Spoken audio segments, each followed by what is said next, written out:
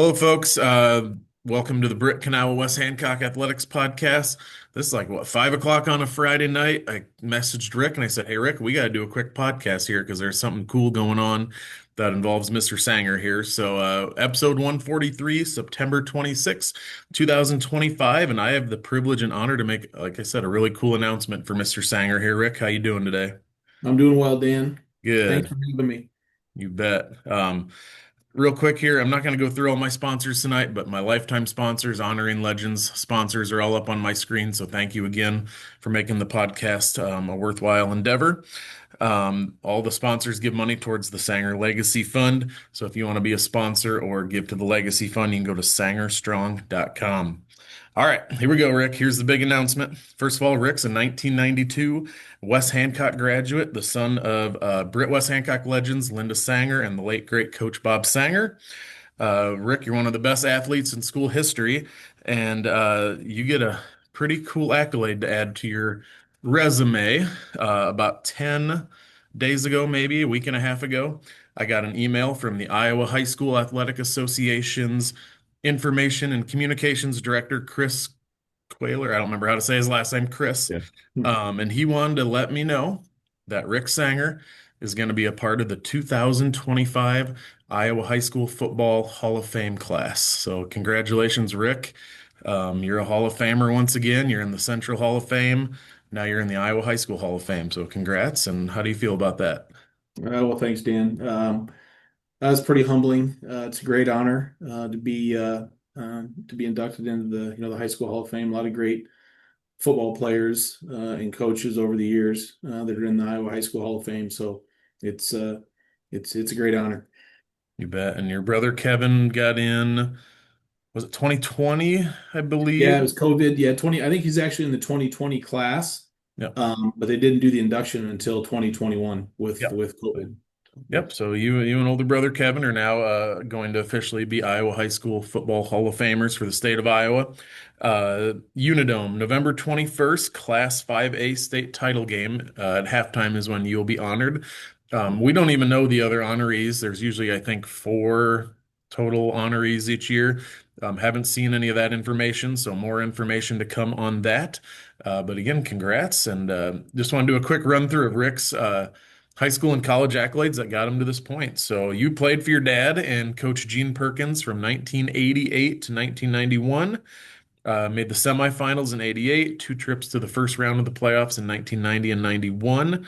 Total high school record of 29 and 8 with two conference titles. You were an all conference player three times and a first team all stater in 91. You're still in pretty high up in some categories in the Britt West Hancock record book. Sixth in career carries with 460. You had 800 plus yard games in rushing. You're 18th in season rushing yards with 1,334.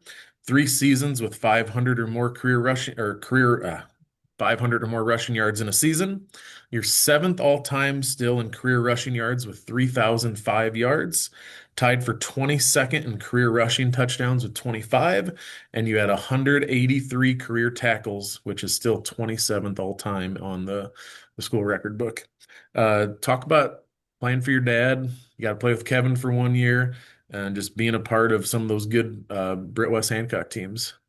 Yeah, it was a great experience. Our family, we've really enjoyed and with Britt, the communities of Britt and Kanawha being part of the school district in Britt and later West Hancock.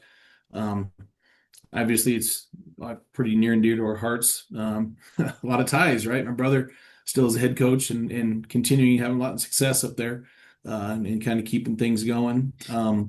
Yeah, everybody used to always ask what was it like playing for your coach, well, or playing for your dad. Well, at the time, we didn't know any different, right? We grew up with both of our parents being teachers and coaches and being very, I mean, tightly tied to this to the school. We were at the school all the time, whether it was athletic events or going to other activities and just hanging out. It was a lifestyle. Kind of say that, and looking back on it, you have a little different perspective on it. You realize it was a lifestyle being teachers and coaches kids, less of a job, especially for my parents. But we couldn't have grown up in any better way. in any better of a community and school district. It was fond of the memories, fond of those years, and it was great. And I do have to mention too. I think I know we're focusing kind of on football at this point, but my senior class, when we came through school, we had a lot of really good athletes, good students. Um, just a lot of good people that came through in that class of '92, and one of which is the offensive coordinator on the football team now, Kevin Eisman. That's kind of helping keep things going. He's had his kids have gone through the schools, and he's a big contributor to the community, and along with all the other guys that are on that coaching staff.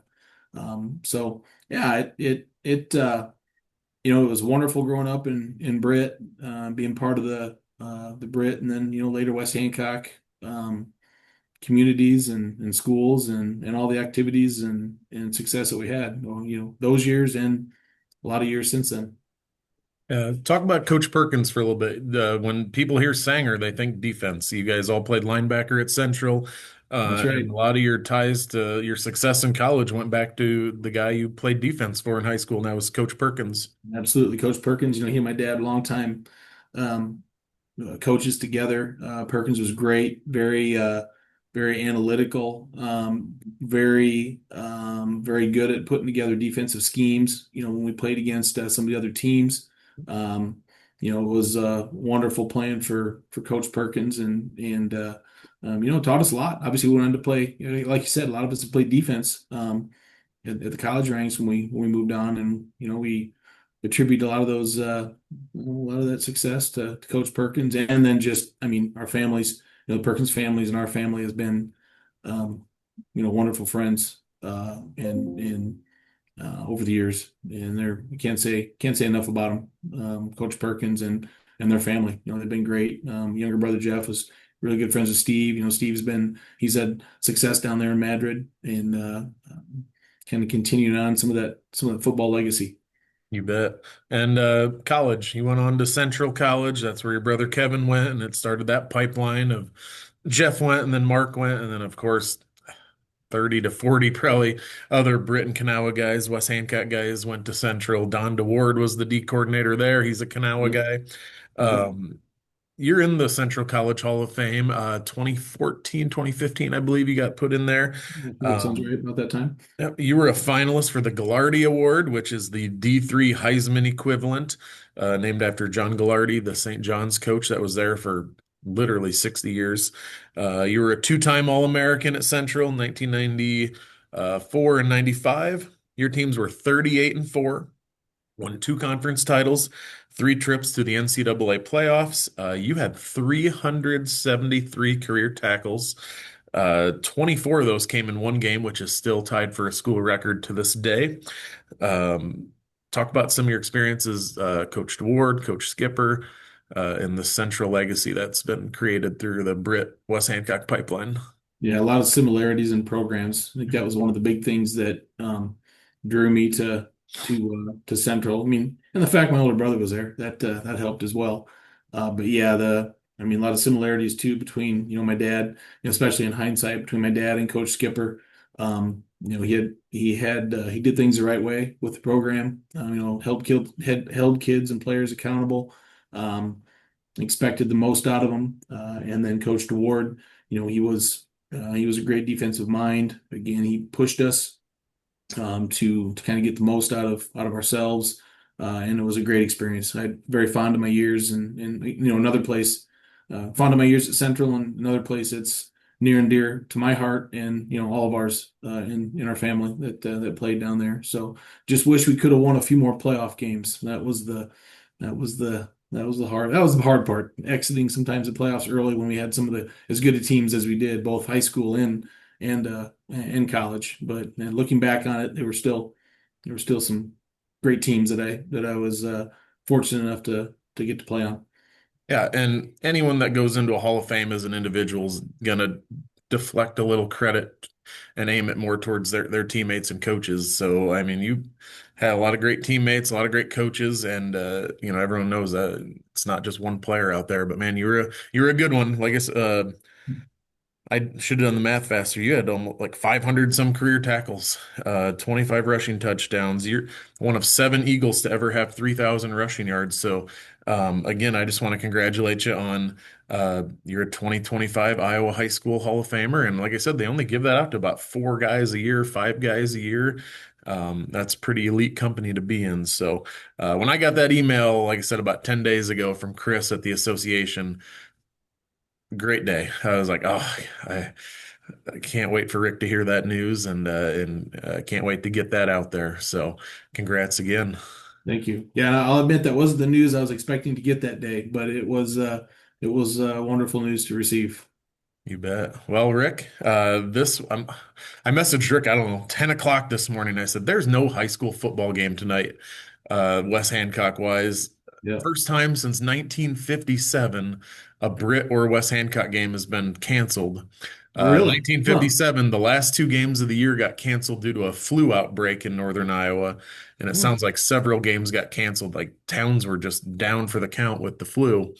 And I'm like, fast forward almost 70 years, and here we are going, there's no Wes Hancock game to get tuned into this Friday. And I said, Rick, we got to throw a little curveball into the night. We got to put this announcement out there and give people some Wes Hancock football tonight. So, There you go. Yeah. yep, I was like, Rick, you're a busy guy, but can you see me on Zoom here in about 6 hours? So here we Well, I'm go. glad it worked out. You bet. Well, I can't think of anyone more deserving of this honor. So, um, appreciate all you've done for our schools and you're still doing. You're helping out, coaching when you can, and um, making a few road trips with me every once in a while and keeping it interesting. So, uh, Yep. Yep. yep, good Well, I times. appreciate I appreciate it, Dan. I appreciate you doing this. I appreciate everything you do as well. For the West Hancock schools and the Britt and Kanawha communities. So, thank you very much.